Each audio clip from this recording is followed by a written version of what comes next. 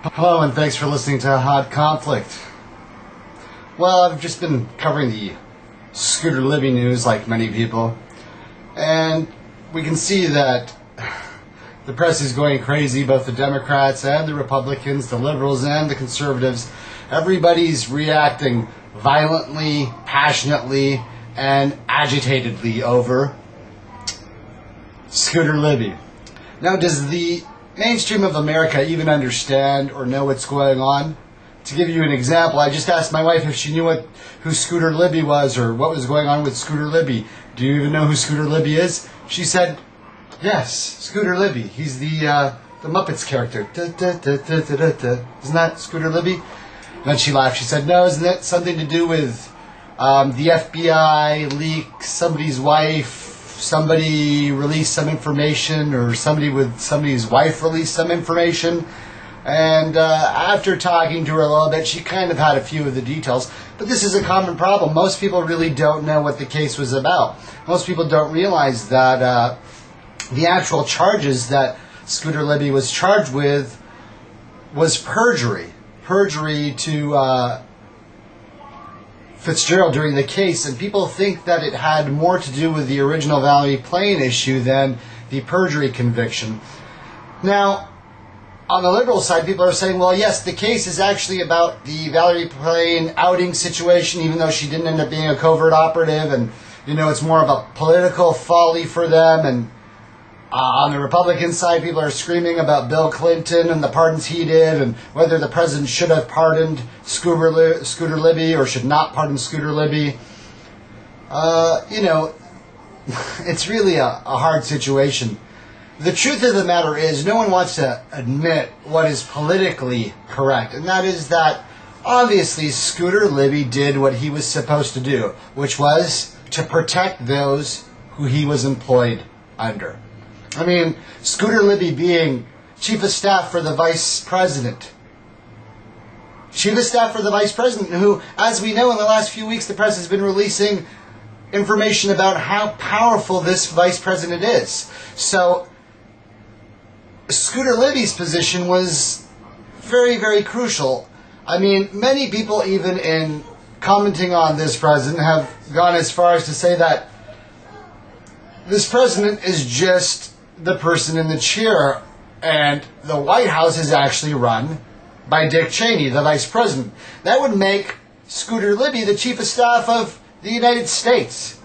And we know that he was also, in his position as chief of staff to the vice president, he was also special counsel to the president of the United States. So there was a close relationship there, and there was a lot of back and forth between these people.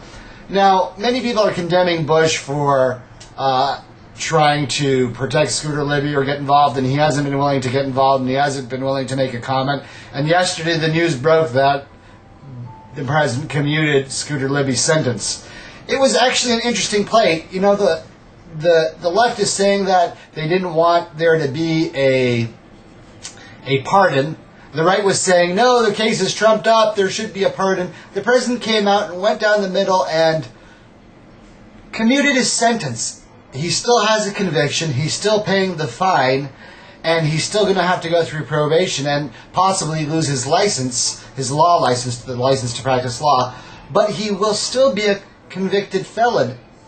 Now, whether he needed to go to jail to serve time, liberals will say, well, in this White House that had no accountability, and in this search where we tried to get after Karl Rove or the vice president or Libby or the president, we didn't manage to get anybody except for Scooter Libby, and then even he gets to get away, quote-unquote, scot-free without having to go to jail, and they're a little bit irate about that.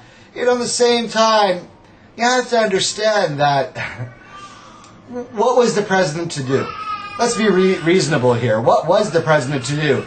Was he supposed to let Scooter Libby go to jail for this crime?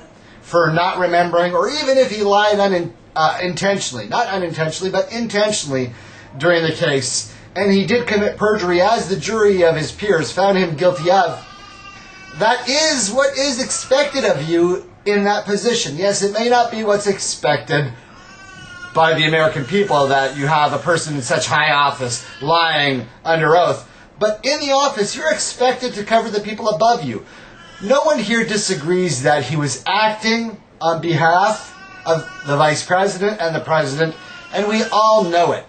So do we really think this President would be more honorable to leave Scooter Libby dangling in the wind? To actually do the, no affiliation, we have no acknowledgement of you, we'll deny any association? Do we really think that that's the best thing? No. We know that Scooter Libby acted on behalf of the administration, and so for the administration to actually go ahead and not pardon him, but commute his sentence and still leave him as a criminal, but at least not going to jail? What did we expect? Did we expect anything different? No. And speaking on behalf of Scooter Libby, I'm sure he's glad that he's not going to jail, and he expected the White House and the administration to have his back. If he has their back and he's covering for them, they should cover for him. It's not the legal thing to do, but perhaps it is the honorable thing to do. Scooter Libby, commuted sentence by the President of the United States, George W. Bush. Definitely a hot conflict. Post your comments. Tell me what you think. Thanks for watching HotConflict.com.